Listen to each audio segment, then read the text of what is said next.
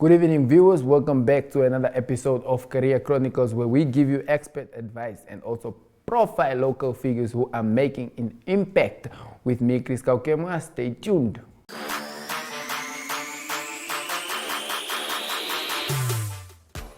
We are bringing to you In the Mix Africa, broadening our perspective, focusing on African players playing in Europe, playing in Africa, the inner workings of their craft, every single little thing. And also, very importantly, tasting African food with Patty. Are you ready for that? Of course, we're going to broaden up our taste palettes and we're going to take it to the whole of Africa. We're not just going to stick here in Namibia. Of course, it's important to also appreciate Namibian culture and food, but we're going to broaden it up, like you say, and we're going to try everything. That's right. So join us as we take you beyond borders for the love of sport with In the Mix Africa.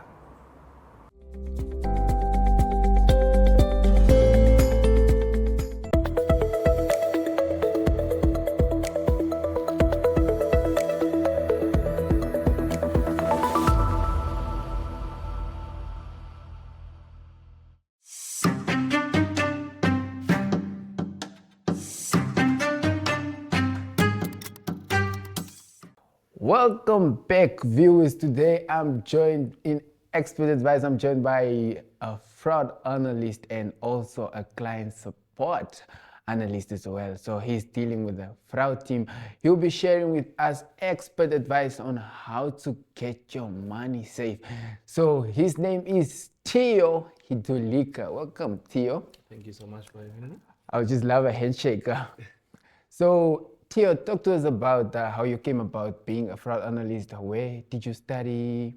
How did it really come about? How did you find yourself in FNB? All right. Thank you so much. My name is Theo. Like you mentioned, I'm a client support specialist dealing with fraud.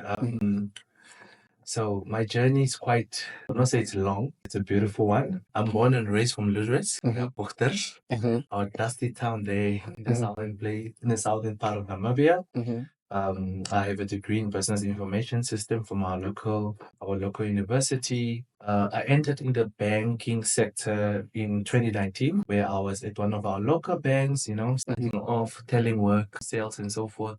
And eventually, I grew my portfolio, whereby now I'm at FNB Namibia under the retail banking space. So under the fraud department or the client support department, we deal mostly with fraud, directing of fraud. This comes in a way of we assist clients detection, prevention, education. As we have seen, there's been an upkeep or uprise in fraud-related cases with the banking sector, whereby the fraudsters are using techniques that guys are busy with, especially IT, AI, social engineering. So we deal with that and we respond to that with a lot of methods, technology, systems, and so forth. So so that is a short version of my journey and so forth. Yeah. Wow, you saw yourself in a very interesting journey. I mean, I would love to have such a journey. I mean, okay, easy, but talking about fraud, actually something that is really affecting a lot of people right now. Talk to us about what you guys have actually analyzed over the days to actually maybe cater for these people and just to reduce these frauds that are busy happening around. All right. So FNB have robust systems in place to detect, monitor, alert. But we also go further as to educate our clients, as education is the best key to us overcoming this. So what we have picked up as well is over the past year or so is that the trick that the tricksters are using is social engineering. What is social engineering? It's a process by which you are tricked in providing your banking information or any other information, if it's not related to bank, to harm you or others. So the mechanism that we put in place in terms of protecting our clients are robust, well-renowned, and it's there to make sure that there's no breaches from anywhere. However, as the client, you must also go an extra mile to protect your banking information because the fraudsters needs you to access your account. That's why they will call you with a story, making up a story for you to provide that information. So the key here is education. You need to be you must be you must pay attention to details, because it will come at you anytime, in any form. Could be an email, could be a call, could be fake investment schemes that are picking up on social media. They will use live events, like how our founding father was laid to rest. There was a link going around for you to click. So these are all attempts, and these are all methods that these guys are using. And the most important thing that we still tell our clients, that you are your own protection. So if you do not provide any information, any OTPs, card numbers, username, you'll be fine. They will call you, they will tempt you, they will come up with a very beautiful story. You have won something, we're doing something. Do not entertain such. So yes. So currently we are running a countrywide campaign on fraud. I think our clients should see our stop fraud guys campaigns. We're on radio, we are here. So there's a lot of work that's being done in the background. But once again, we will emphasize on this: do not share your information with anyone, anywhere. Doesn't matter the story. The bank will never ask you for your personal information. So yes, be careful. Okay. Talking about fraud, I guess your expertise actually in maybe analyzing which platforms to actually share your information with. Touch us a little bit on where you can share actually your information, and how do you actually see that this platform is actually a secured platform I can actually share my information. All right. The only secure platform that you can share information with a bank is through our official platforms. Be that is on email, be that is from our official numbers. For example, the FNB contact center number is 061 299 2222. FNB will never call you from a cell phone number or private number. FNB will never send you an email from a private email. So we are very strict on that. We will never contact our clients at certain hours. So our platforms, our official platforms are on our website. Every information is there, or the branch. So those are the platforms we use. No other platform, social media, newspaper, no. We contact you in the professional way, in the professional channels, so that everything is documented, recorded, and put away for safekeeping to assist you in a better way. So be very careful, especially on social media. I did mention the pyramid schemes, the investment schemes. They are using those platforms to target you. So if you are suspecting any fraud related or anything that doesn't sit with you, call the bank. Be that it's an attempt, be that it's a bad feeling, call the bank. It's best to call the bank so we can double check. Yes. So Call the bank. Talk to us about, there's a very interesting way they actually, those fraud people have actually come up with. They have a way of now using a digital number that is actually more corresponding or alike to FNB's 3626. Is it a certain number? Talk to us about this number. So our official numbers in terms of in contact, be that you are receiving an e-wallet, be that you're trying to access your online banking, anything related to transaction and in contact, usually our clients will get a notification from the 362626. That is our only official numbers. Now, fraudsters will attempt to go into your account via other methods. So whenever you receive a message from this number, it will state you're about to link your FNB app to your banking profile, OTP number, do not share terms and conditions. That is a real life OTP.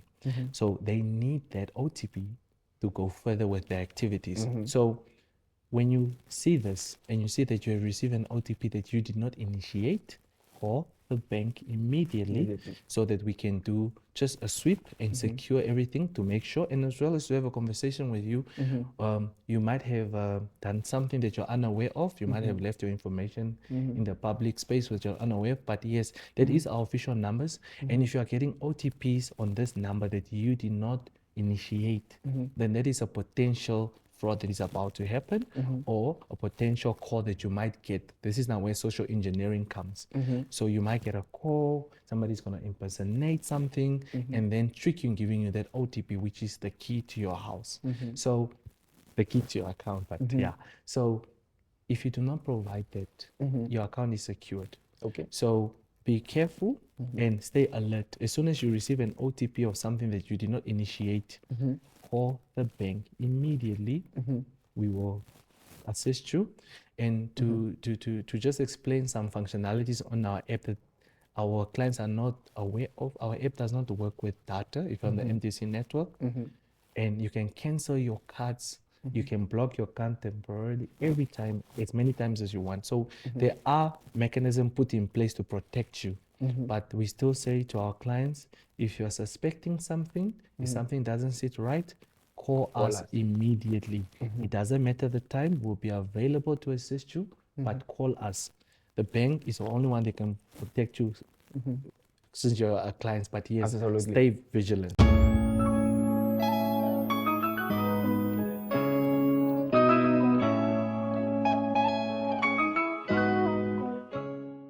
We bring you luxury, lifestyle and location. My.NA Property takes you inside Namibia's most stunning homes, high-end developments and hidden gems.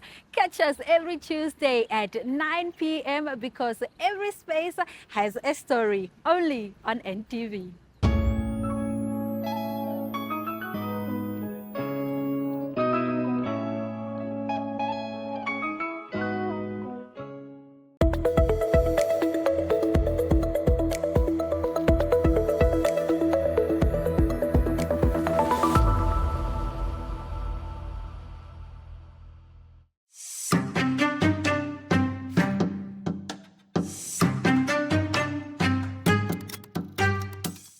Welcome to today's episode of Career Chronicles. Today in Spotlight, I'm joined by Taneal Goagoses, who is a content manager at Oil and Gas. Welcome, Taneal.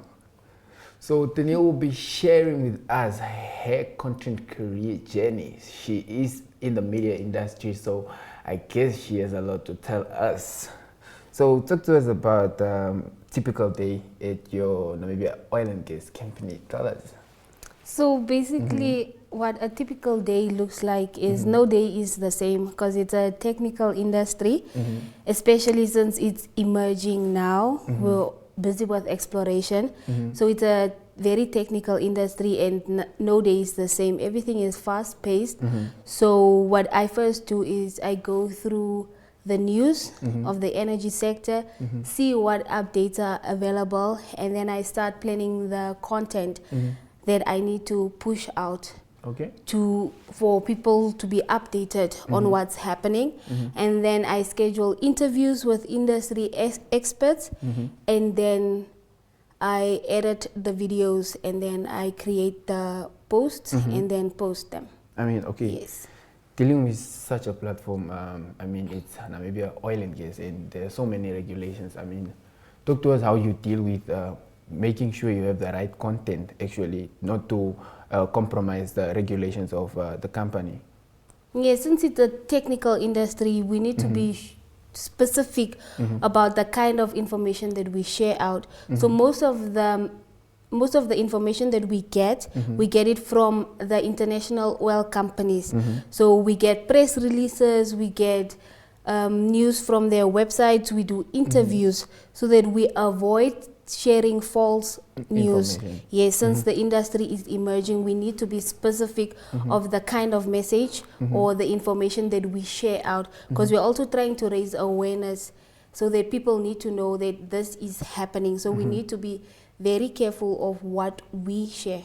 Okay, Yes. I mean, talk to us about you becoming a content manager. I mean, when did this come about? So I studied broadcasting, specializing in radio and television. I never imagined I would be working in the energy sector, especially oil and gas. So with that, it just happened when I started with my internship. I got an internship at Namibia Oil and Gas to be an content intern. So basically I would do interviews and all of that to manage and also manage their social media. So that's how I got into the oil and gas industry. I mean, talk to us about what has been your most memorable or impactful content campaign so far and why?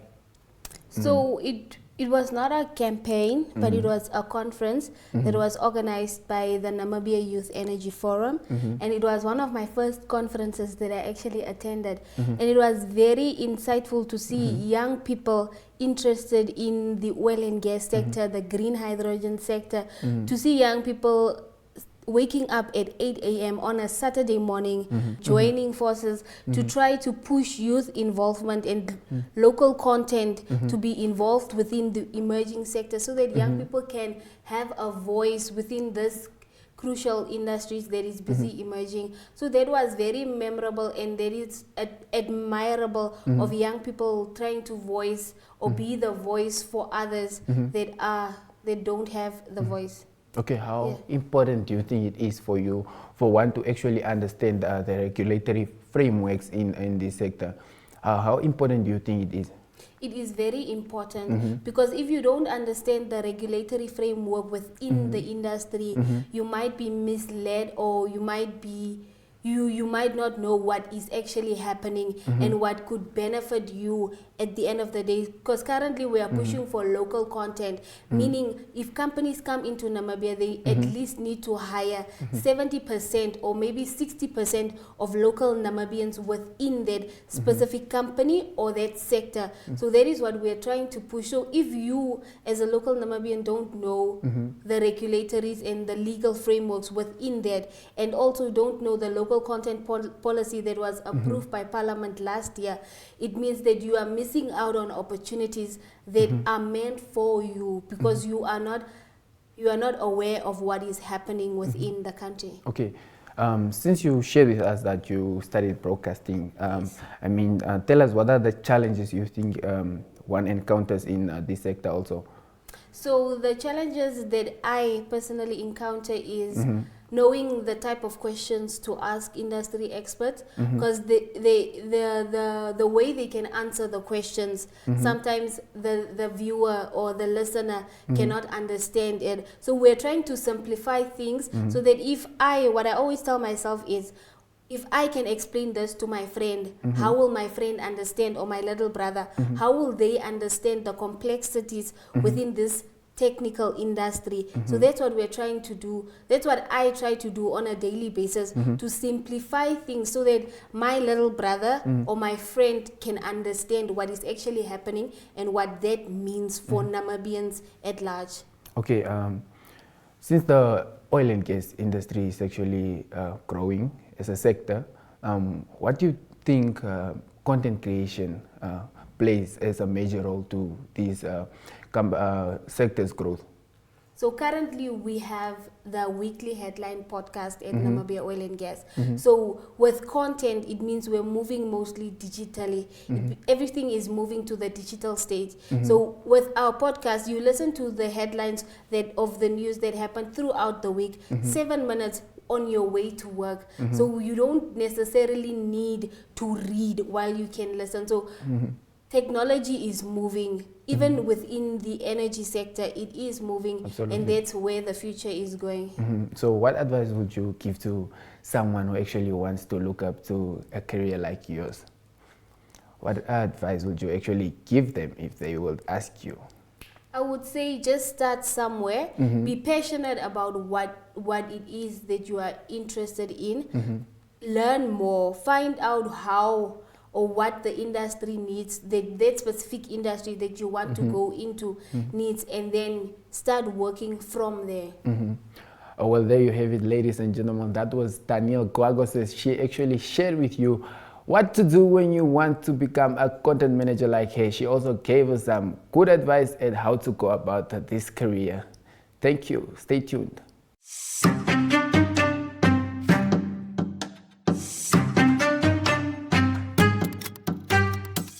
Hello Namibia, my name is Ismael Nuunyango and this is my story. So my name is Ismael Nuunyango. I am a civil engineer by professionally. I am a civil engineer. I hold an honors degree from the University of Stellenbosch, the Western Cape, South Africa. I started my schooling at a combined school called Tambo, combined school in Ondangwa. I was there from grade 1 to grade 3, then I moved to Shinime Shivula Primary School in Ondangwa. From there, I completed my secondary schooling at Ochikoto Senior Secondary School in Tsumeb. That was between 2008 till 2012. And then from 2012, I matriculated in 2012, and then I went straight to Stellenbosch University to pursue now my honors degree in civil engineering. One would ask you, why civil engineering? I've always been fascinated about construction, about bricks, cement, sand, water, mortar. So it is Investment CC. It's a construction company that builds houses for everyday Namibians. We are based in Ondangwa, but we build houses in both Ondangwa, Ngwediva, Oshakati, Enana, and Omthea. We are predominantly just based in the north, but if opportunity arises to go to other towns to build houses, we are more than able, more than capable to take on the task. It's been a no-brainer.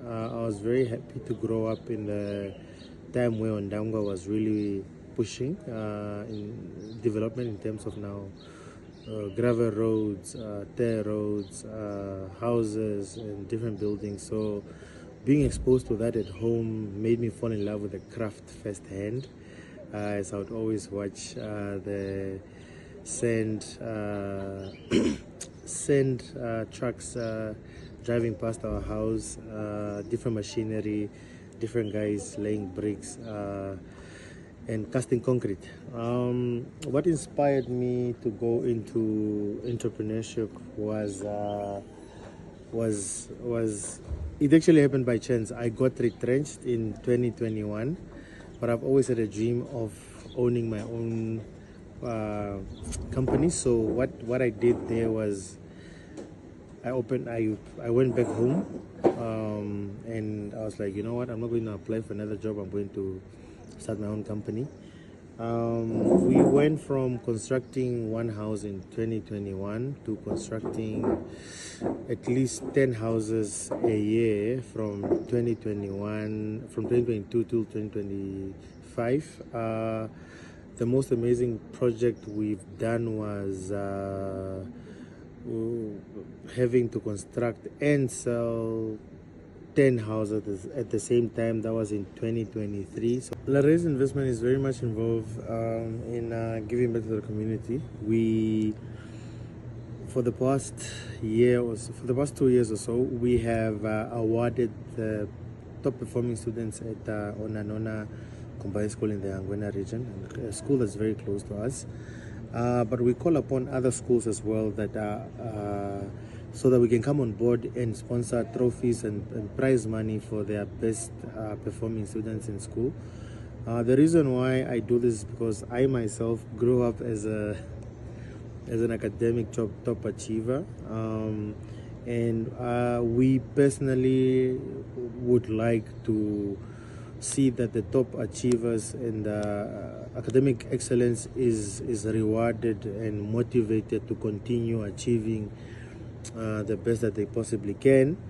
Last year, 2024, we donated building materials and the labor of the construction of 5 ablution facilities. That's toilets for Onguta Parish, Onguta Elsin Parish in Ondangwa. That's something that we're very proud of. And we've also donated to Mama Love Soccer Club, which plays in the Oshikoto region.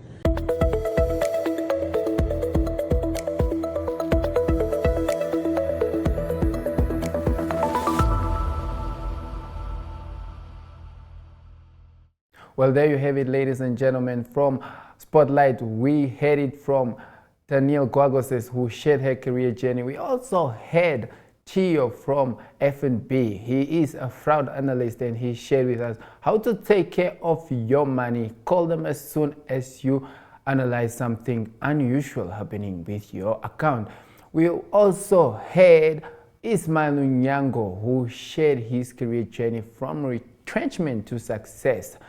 So with me, there you have it from Career Chronicles. Good night.